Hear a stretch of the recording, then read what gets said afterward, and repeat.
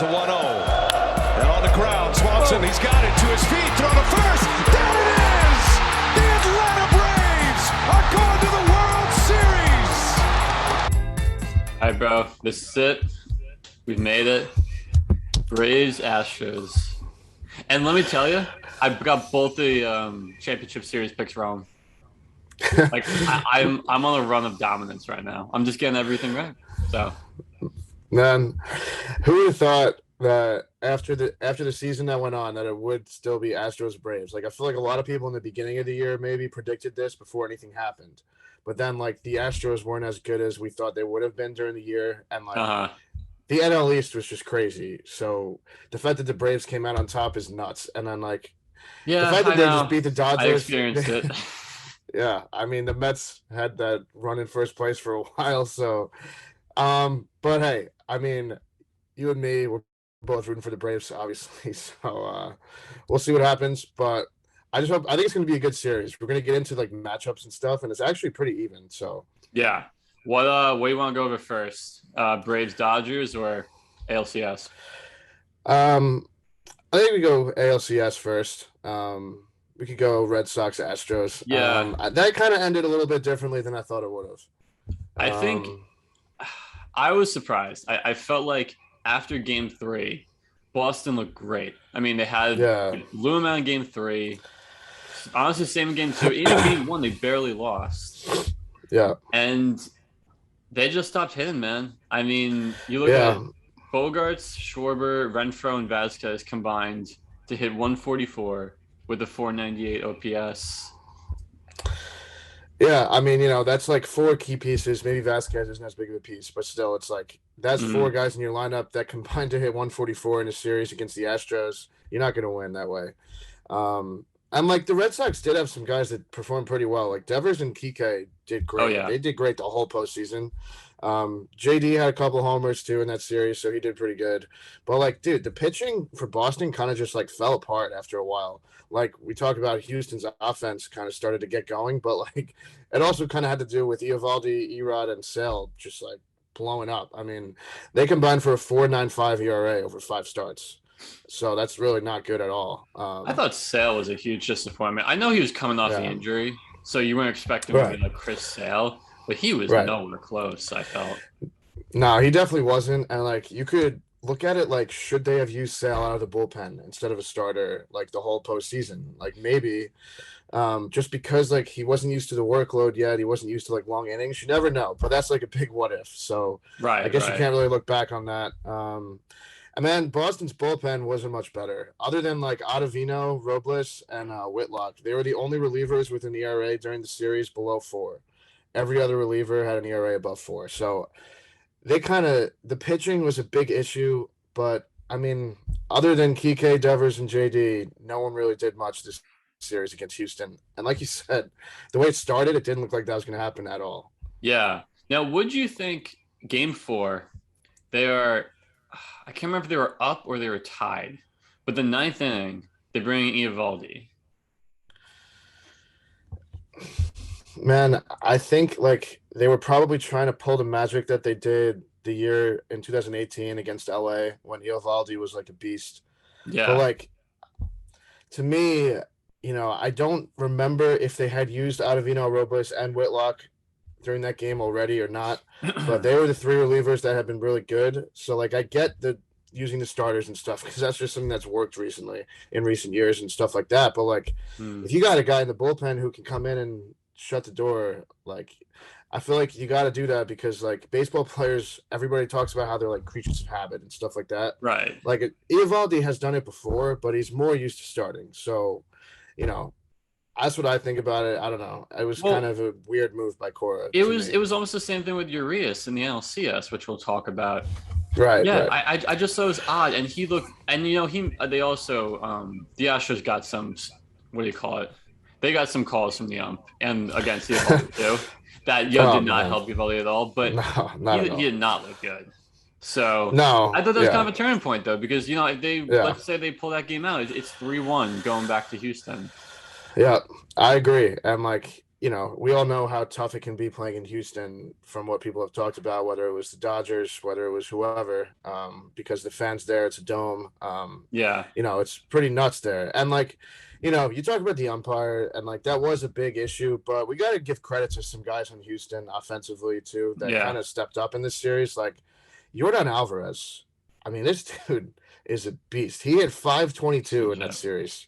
He had a 1408 OPS. I mean, he was 12 for 23. He pretty much hit 500. So, I mean, he hit above 500, really. But he was a beast. Yuli Guriel, he was the batting champ this year in the American League. So he hit 455 in this series. He had 6 RBIs also. Kyle Tucker had 2 homers and 8 RBIs, so he was a beast this series too. What I found interesting about this series, though, was that, like, kind of, I guess the big four in Houston for a while, whether it's because of their skills, whether it's because of their involvement in the cheating scandal, whatever it is, the big four has always been Guriel, Altuve, Bregman, and Correa. And in this series, dude, Guriel was really the only one that did a lot.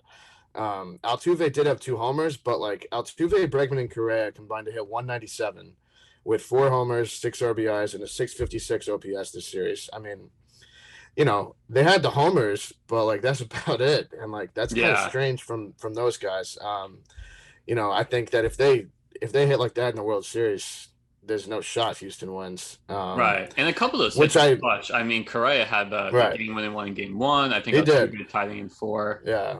So when they did hit, they got the big hits, which you could expect that from them always. But and I don't think it's going to be an issue. Like I think they're going to hit in the World Series. It's the World Series. They've been there 3 times in the past 5 years. They're going to be fine. But Houston's pitching was kind of an issue, but their offense was just so good that it didn't really matter too. Like other than Framber Valdez, who had a 2.53 ERA this series over 2 starts, which is good. Yeah. Garcia, Greinke, and Urquidy allowed 12 earned runs over 9 innings, pretty much. They were good. Not very good. But the bullpen in Houston, very underrated, man. Have you seen what they've been doing this postseason? They got a 2.44 ERA with 32 strikeouts over 28 innings.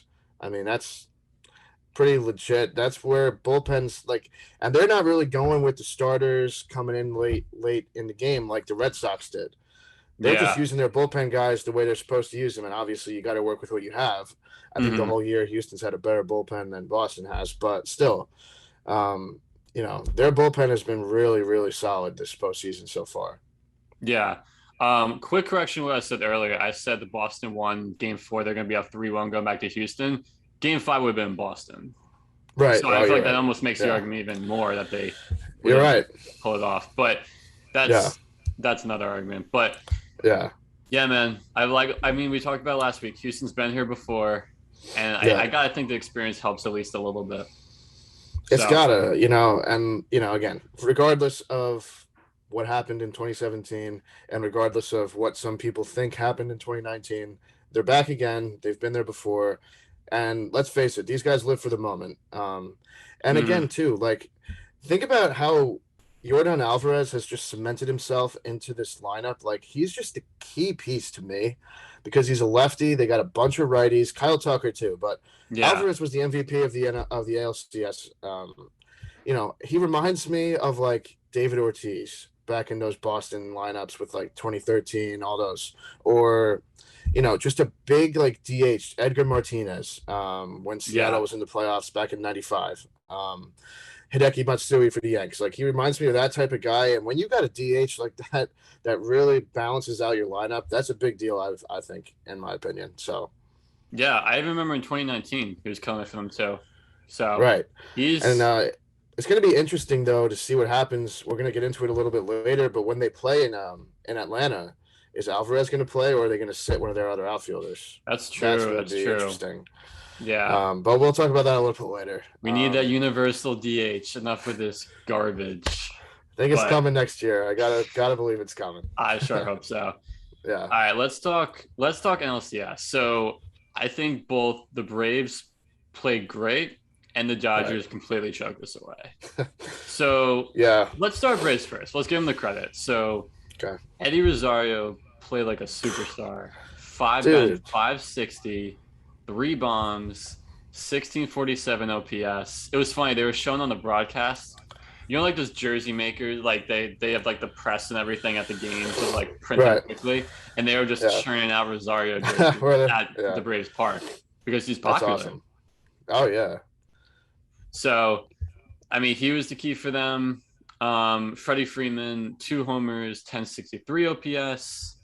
Kind of like the Astros in a way, like a group of these guys didn't really kill it. So Duvall, d'Arnaud, Riley, and Swanson hit 216 with a 565 OPS. So, you know, mixed bag from them, but with Rosario and Freeman and Jock contributing a little bit too, it was enough. I mean, dude, Rosario. See, I've always been a big fan of Rosario, and I felt like earlier this year the Twins like non-tendered him or something, which basically meant they released him. Right. And I did not understand that whatsoever. At the beginning of the year, the Twins were trying to contend, like in the offseason, I mean. They did it in the offseason. And then Rosario signed with the division rival Indians, who weren't trying to compete anyway. So you kind of knew Rosario was going to be traded at some point. And then he did get – funny thing about him, too, is that he got traded when he was hurt. And he didn't play for the Braves until like a month after he got traded. But this dude, I've always been a huge fan of him, man. He's always had power. Like maybe I told you this early on. I thought he was going to be a big part of this series, and he was. I mean, you know, I think he's a big lefty bat that really. I mean, again, we talked about the Braves kind of just like making their own outfield after everybody got hurt. Rosario has been a key piece, but like they have so many other guys that have been. I mean, Rosario hitting 560. I think he was only like the 3rd or 4th player to ever have 14 hits in a playoff series too. I mean, this is like historic stuff. Yeah, absolutely. And I think too, being around a guy like Freddie Freeman probably helped him out a lot because like he was in Minnesota. I guess maybe you could say he never really had that like mentor left-handed hitter in Minnesota technically. Maybe in Cleveland the same way. And then when he got to Atlanta, I mean, having a guy like Freddie Freeman to talk hitting with every day has got to help out. So I mean, I think that's an awesome storyline.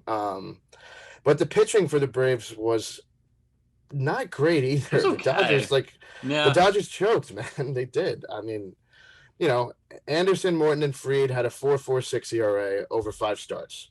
Not terrible, but it's not like good.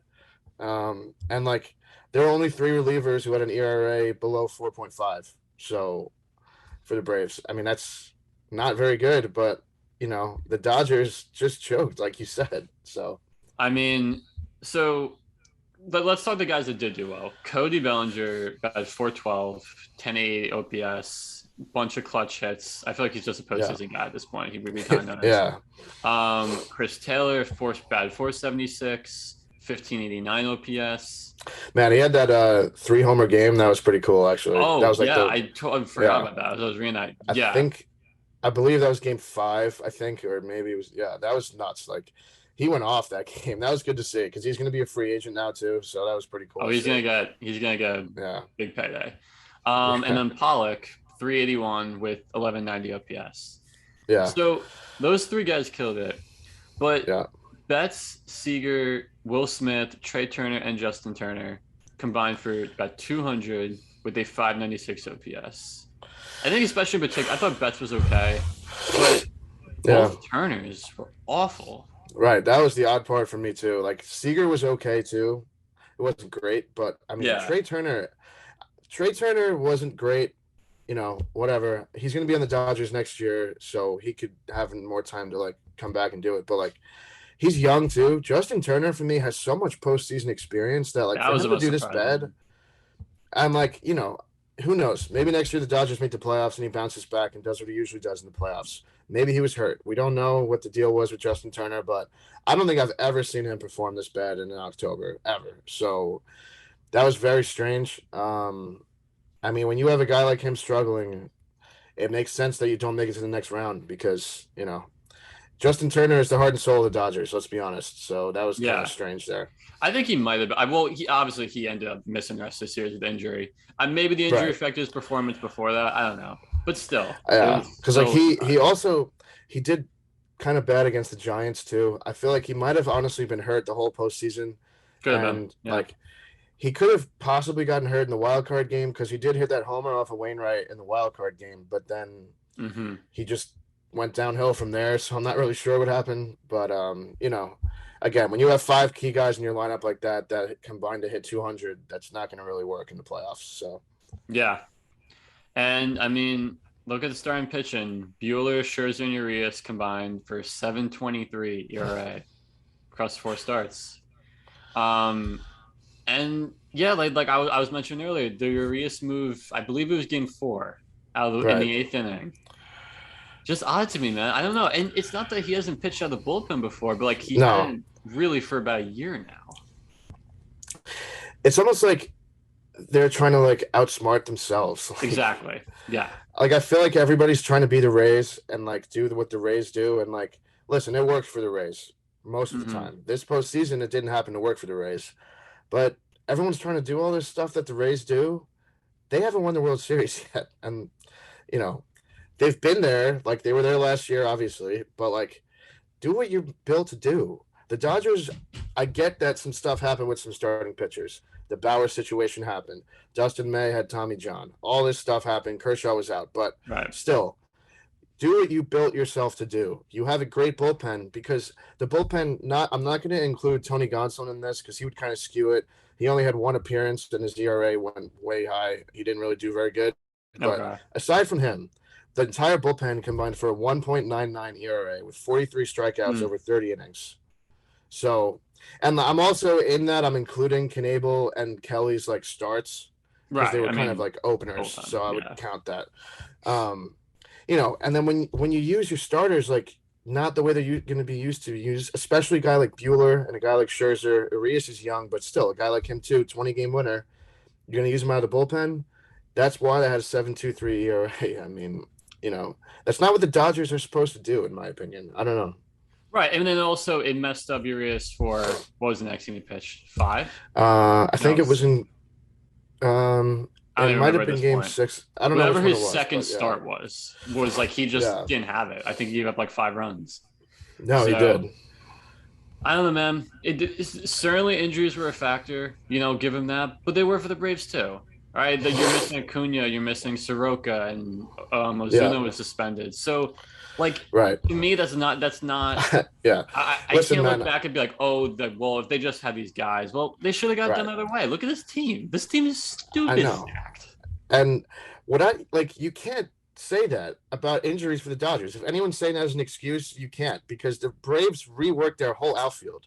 Yeah. Every single outfielder on their team right now that's playing the majority of the time was not on the team in May. So, you know what? The Braves dealt with so much shit. Acuna got hurt. Soroka, the whole fucking outfield got hurt, man. It's like, and the Braves did it. Like I saw an interview with Freddie Freeman yesterday. He was like, the fact that we're where we are and Ronald Acuna Jr. is in the MVP conversation is amazing. And it's true. It really is because – guys like Rosario and Soler and Peterson and Duvall have all stepped up big. And the Dodgers could have had guys step up big, but they just didn't perform. So, that's why we got the Braves in the World Series. And shout out to Eddie Rosario, too. He won the NLCS MVP. So, great performance by him. And, there's going to be a lot of free agents for the Red Sox and for the Dodgers coming up that are going to be very interesting stories to see what happens. So we'll get into that once all the World Series is over and stuff. But, these were good series, though, but the outcomes really weren't what I expected. I didn't think that the Braves and the Astros would look this good against these two teams. But no, definitely not. Well, let's talk position by position. So let's look at catchers. So you have Travis d'Arnaud against Martin Maldonado. Both, not really heavy hitting catchers. 6.0 career postseason, 6.08 OPS for d'Arnaud, 5.12 for Maldonado. Kind of a wash. Yeah, I mean, I think what you look at with some of these guys, though, like depending on like for this Maldonado, he's just not a good hitter. Let's be honest. Not to really shit on him, but like he's never a good hitter. The only reason he's in the big leagues is because of his defense. He has a great arm. He's great at blocking the ball and stuff. Yeah. But I mean, d'Arnaud does have the experience, though, too. If I'm going to look at it like that, d'Arnaud was the starting catcher for you guys when you guys made it to the World Series in 2015. So he's played in the World Series. Not many guys, if any, on the Braves have. Obviously, Jack Peterson is one of them. But, there's not many. And like he doesn't have great numbers, but he does have 20 RBIs in the postseason, Darnell. So, that's for 42 games, he has 20 RBIs. So that's not bad. I think let's just face it. If we're going position by position here and we're taking whichever catcher we think is better, it's Darnell. Not that he's been great in the postseason, but it's got to be because he has the experience. He has come up sort of big. He had some big homers with the Mets in the World Series that year, didn't he? I believe he had one or two homers or something. I don't Maybe remember not in the World Series. In the playoffs, though, he definitely had a couple of homers. I remember in the playoffs that year. So he's pretty good. But then if we're going to start to talk about first baseman, like career postseason stats and stuff, but let's just take a second and realize that the Astros infield have all played more than 60 games in the postseason. They played a lot. Yeah. I mean, that's just going to, kind of skew some numbers here. Obviously, again, we don't want to keep bringing up 2017, but that could also skew some things for certain guys. But regardless of that, Freddie Freeman has been a great postseason hitter his whole career whenever he's played in the playoffs. 902 OPS. Yuli Guriel, 694 OPS, but I wouldn't even look at that number for him. He has 33 RBIs in the postseason. I mean, he drives in runs. Let's just face it. Yeah. Like, that's what he does. Well, I mean, he's coming off the batting title. I mean, it's a regular season, obviously. But still, he's coming in hot. Yeah. And, I mean, honestly, all the Braves guys really have solid numbers in the postseason in their career. They just haven't had as much of a sample size. But, like, Albies has hit 258 with 3 homers, 9 RBIs in 31 games. Swanson, 277, 12 RBIs. Riley, kind of not the batting average or the OPS you want, but he does have a few bombs. And then, you look at Altuve, 292, 21 homers, 47 RBIs, 923 OPS. I mean, that's really historic, regardless of whatever happened. He's third all-time with 21 homers in the postseason. Correa has 18 career postseason homers, 55 RBIs over 73 postseason games. Bregman is the worst out of all of them, I guess. Maybe Guriel is, but 237. He's got 772 OPS. I mean, for here, I think it's like tough to really pick. For me, dude, this is such a even matchup of guys in the infield, in my opinion. Like, I know the Astros have the experience over them, but it's tough to pick from each position. And for me, like, who would you go with at each position? I want to hear it because I think at second base, I'll go Altuve over Albies. I mean, Altuve 923 OPS. It's hard to argue with that. I'll take Correa over Dansby because, again, just Correa has so many RBIs and home runs in the 73 games. I'll go Austin Riley over Bregman. Yeah. Yeah, I think that Riley had such a breakout season this year, and he's been pretty solid this postseason so far that, I think that he's kind of broke out, and he just knows what type of player he is. And, going back to first, I think that, even though Gurriel won the batting title and he's got the experience, whatever, Freddie Freeman's got to be the favorite at first base. I mean, Freddie Freeman is the heart and soul of that team. He's in his first World Series ever. If you think he's not about to have his best performance ever, I mean, Freeman's about to carry the Braves. Whether they win or not, he's going to be doing his part. You know that. And I think, you have to go Altuve just because of the experience and what he's gone through. I mean, Dansby Swanson is the guy who I think could surprise a lot of people in the World Series. He was a number 1 pick, and so was Correa, too. So that's interesting, too. That's true, yeah. I believe that this might be the first time that 2 number 1 pick shortstops have played each other in the playoffs. I'm not positive. Or in the World Series. I'm not positive, but that was I guess that's pretty rare for me. Yeah, I can see it. I mean, I think these infields are going to carry both teams. I know that we talked about the Braves outfield a lot, but the Braves infield is really what makes them go. And the same thing is with the Astros. So infield, I think it's rare, too, that you see, more focus on all the infielders than all the outfielders. There's usually big boppers in the outfield that you're going to focus on. I feel like in the World Series, whether it's last year was Mookie Betts or, Randy Arozarena. This year it's going to be Freddie Freeman, Jose Altuve, Riley, Correa, all the guys like that. So, Not that we're not going to focus on the outfielders, but that's kind of, I feel like it's kind of odd that we focus on the infielders more. Yeah, no, I mean, in this case, definitely. So, I mean, you mentioned outfield. Let's talk left field. I mean, it's Eddie Rosario and Michael Brantley. Like, Yeah. I think we can safely say Rosario has the edge right now. Now, and it's granted, no offense to Brantley. Yeah. I mean, yeah, granted, Rosario's only played 16 postseason games and Brantley's right. played 48. But yeah.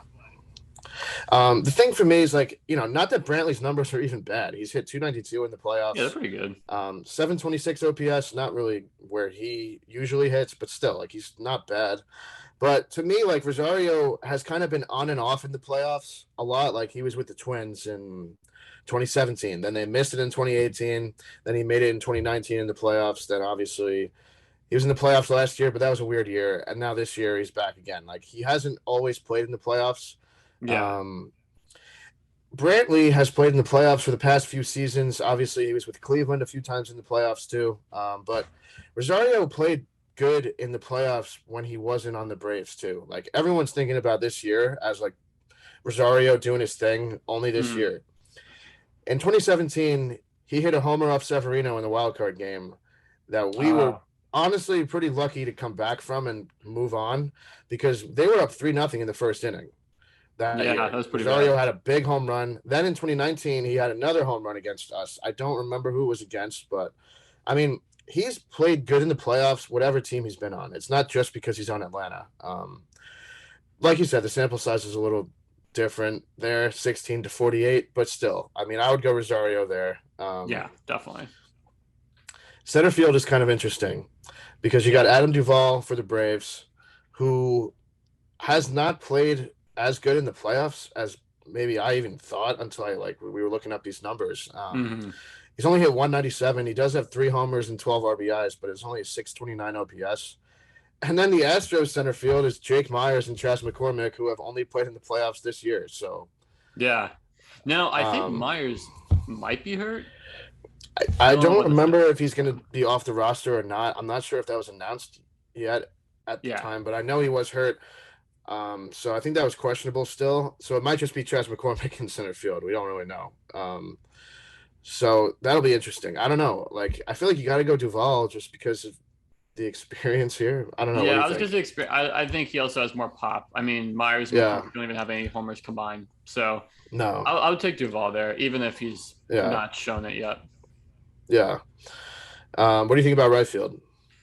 So, I mean, for the Braves, you have Peterson or Soler, depending on what they're going with. And then right field, Kyle Tucker for the Astros, who, like we said, is coming off a pretty good series against the Boston Red Sox. I like Jock, honestly, man. I mean, Soler might be in the mix too, but that could also go for DH. But right. I'm going to take Peterson over Tucker. Yeah. I'm going to take Peterson over Tucker too, but I think that a lot of people forget that, like, Jorge Soler played good in the playoffs when he was on the Cubs. Like, when he was on those teams in 2015. By the way, I forgot that he was on the 2016 World Series team. I thought he was traded before that year, but he was on that team. Oh, okay. So I forgot about that. I don't think he started every game, but he had some big at-bats that World Series against Cleveland. I completely forgot about that. Yeah. So he was a World Series champion. So these two guys both won the World Series. Jock with the Dodgers last year and Soler in 2016. True. So Soler has great postseason numbers too. He's got a few homers. Combined, man, they've played in 94 postseason games and they have 15 homers with a 968 OPS. So, wow. I mean, whoever's at right field or DH, obviously at the National League Park, one of them is going to have to sit. But and like we said, Tucker had a great series. But you got to go with the experience here because they've both played so well in the playoffs over the years. And it's 94 games. I think that's a big enough sample size for me to say they're going to do fine. Yeah, no, definitely. And then lastly, DH, like we said, Pearson or Soler for Atlanta, and then Alvarez for Houston. I got to give the edge to Alvarez here. 918 OPS in 28 games. He looked like a beast. I mean, this dude is a guy who's probably going to win a batting title one day as a DH. I mean, I would be afraid to pitch to him out of anybody in the Astros lineup. Obviously, October's a different animal, so I would probably be nervous pitching to Altuve or Correa too. But Alvarez is up there above Bregman and Guriel as a guy I would not want to pitch to in October for the Astros, Oh yeah. for sure. So again, though, I think it's pretty even in the outfield too. I think we kind of went with more Braves outfielders there, but like Kyle Tucker could go off and have a great World Series. Michael Oh yeah. Brantley is Michael Brantley. Hmm. So you know what? This is gonna this is gonna be a really evenly matched series, I think, from the offensive standpoint. Yeah. And then wrapping it up with rotation. So Braves are going Morton, Fried, Anderson, Smiley, who combined in the playoffs are 13-6 with a 3.07 ERA in 49 games. So pretty solid. And then Astros, Valdez, Greinke, Garcia, Odorizzi. So obviously missing McCullers is going to hurt. Now those guys have combined a 5.25 ERA, which I don't like that. That undersells how good Valdez has been recently. Right. But yeah, it's not the most impressive. Yeah, I mean, if you look at it, like Odorizzi had some clunkers in the playoffs with the Twins. I think one of them was against the Yankees. One of them, I forget who the other one was against, but Yeah.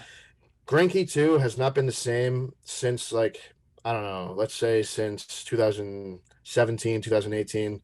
Obviously, in 2019, the Astros traded for him, but I don't believe he did that great in the postseason that year. Plus, he's older now. I mean, let's face it, Zach Greinke, I think he's 38 or 39. So he's also step. Yeah. Who knows? He could go out there this World Series and light it up. You never know with Greinke because you can never count him out.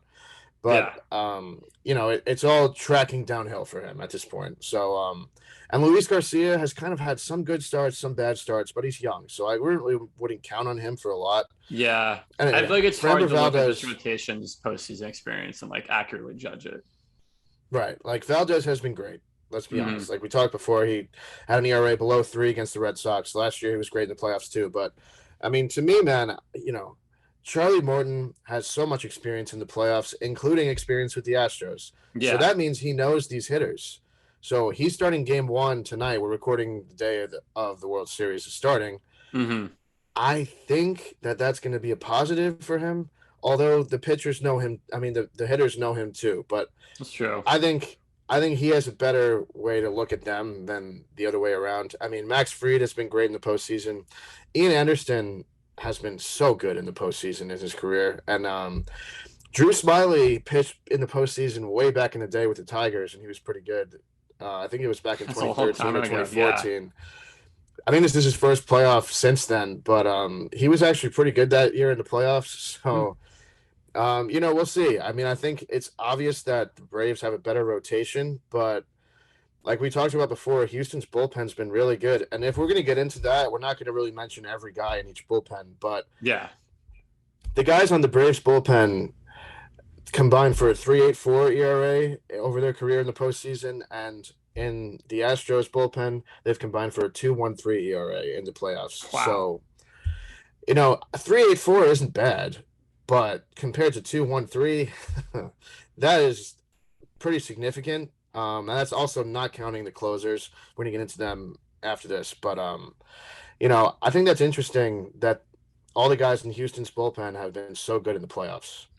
I think, was Kendall Graveman the one they got from Seattle this year? Yeah. Right. Yeah. I look at him. I feel like that was a big pickup for them. Yeah, I agree. I mean, that was big. Another guy, Ryan Stanek, is a guy who had playoff experience with the Rays, and then he was on the Marlins last year when they made the playoffs, and he was pretty good with the Marlins last year. So he's another guy. But, I mean, Christian Javier, I believe, was a guy from the 2019 team. Blake Taylor may have been too. They got some guys. Obviously, Atlanta has some guys. Like Tyler Matzik just had a great NLCS. He was really good. Chris Martin has always been good in the playoffs. Luke Jackson's been good. AJ Minter. But, when you talk about the closers, I think it's interesting because neither of them really have a lot of closing experience in the playoffs other than this year. They have some from last year too, but Will Smith for the Braves only has 4 career postseason saves, whereas Ryan Presley for the Astros only has 5. You'd think that number would be a lot higher because I feel like they've been closers in the playoffs for longer, but maybe not. Maybe it's only been a year or 2. Used then. Yeah, but I mean, You know, regardless, Smith has been really great in the playoffs over his career. He's got a 1.88 ERA. Some of that came with San Francisco, I think, but some of it was with the right. Braves too. Over 16 games, he's got 15 strikeouts. Presley, on the other hand, hasn't been that good. He's got a 4.13 ERA, career in the playoffs, 29 strikeouts over 28 games. I mean, I think you got to go Will Smith here, even though Yeah. Presley has more experience. I don't know. I mean, I think you may see both teams use other bullpen pieces if they have to, though. You never really know what's going to happen. Yeah, I feel like it gets so flexible this time of year that it's Yeah, not the regular season. So yeah. those those are the breakdowns. All right, so who you got? Who wins this thing? And in how many games? I got the Braves pulling it out. Braves? I think so. I think it's going to take 6 or 7. So I'm going to say 7 just because we all love game sevens. So I think it's going to game 7. Um, but I think the Braves are going to pull it out. I think that it's going to be a very close series, but I do think Atlanta's going to do it. I think so too. I before we hopped on, I was like, I think I'm gonna call Houston. I think Yeah. just the experience and yeah, I don't know, they're stacked infield, but whatever. I think Atlanta's on the run. I think they pull it off. I'm gonna say in six. In 6 games. Okay. Yeah. I mean, like, again, I could have gone Astros really, like, not that It's they're pretty good. even. Yeah. Let's be honest. And Like so, last year Dodgers Rays I feel like was more right. lopsided towards LA than this was. Yeah. I mean, like we were talking about with like the position player comparison and the pitching comparison, it's like it's very even.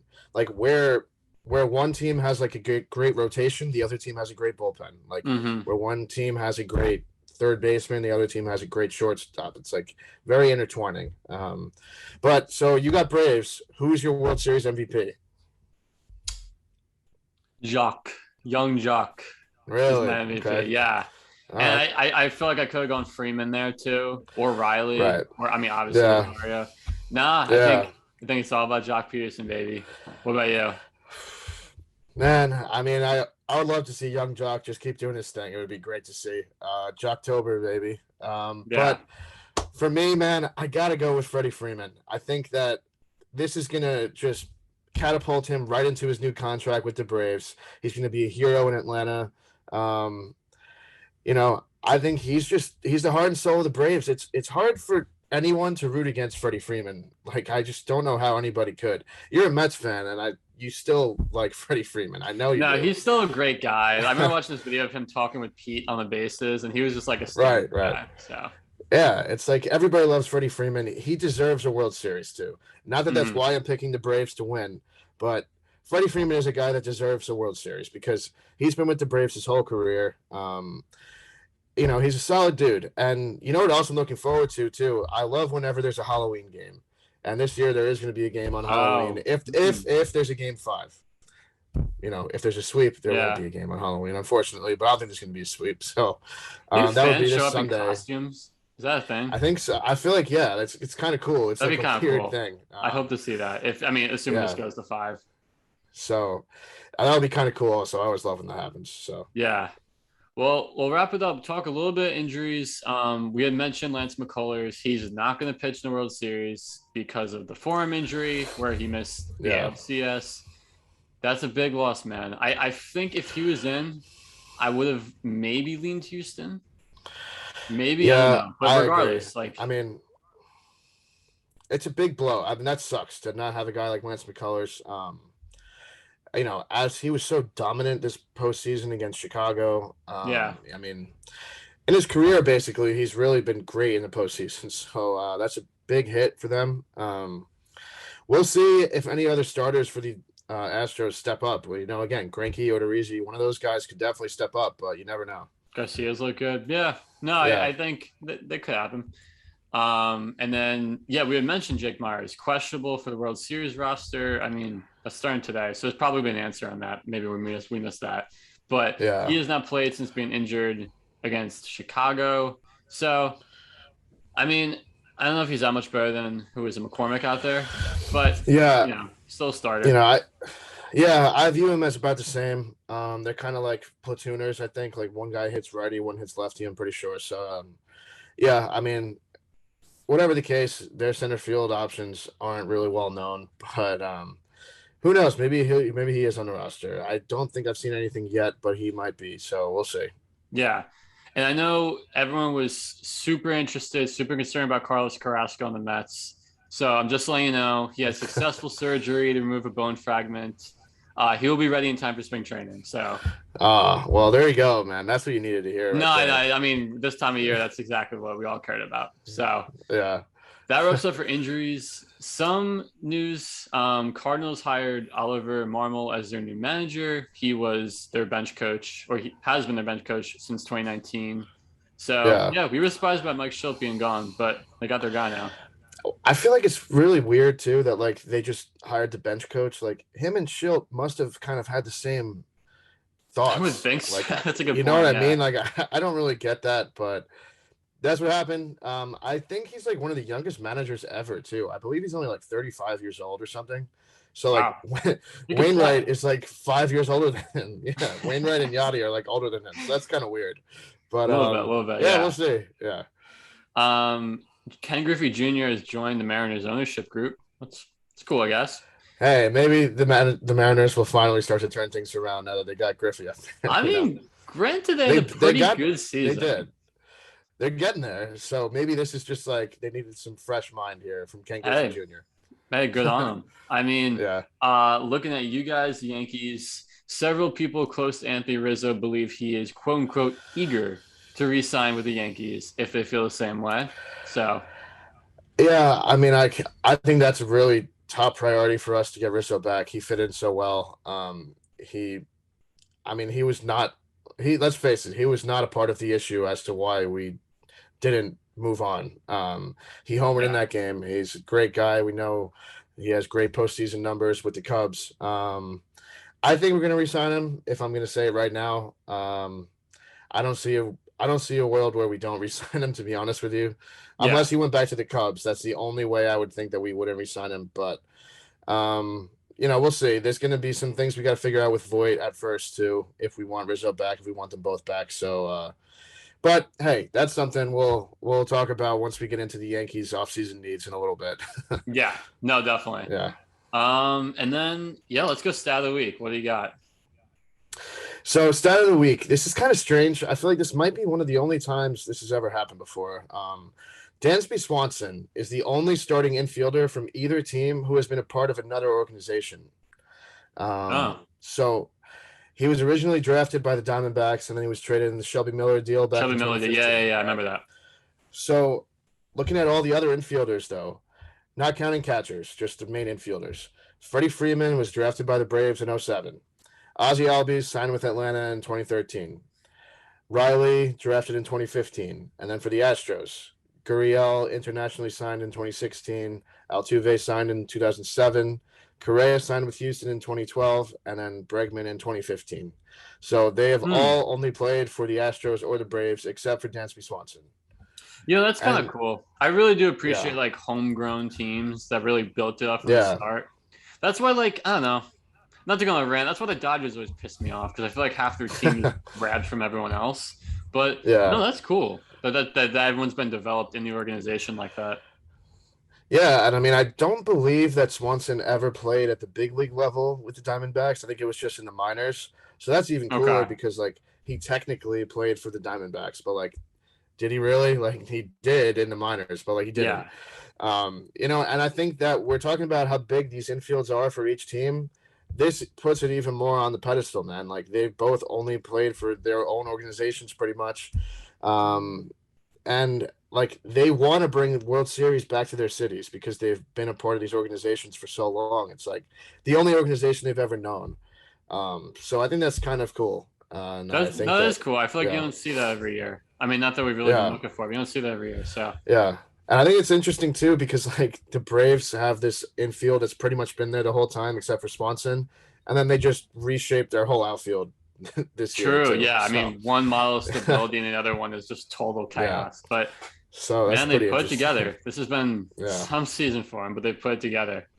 So that That wraps up for us. You said Braves in 7. I Yeah. said Braves in 6. So I'm sure we'll both be wrong, as always. Obviously, we're gonna be wrong. Yeah. That wraps up for us. We will be back Yeah. after whenever the final game is to break it down. So everyone Yeah. enjoy.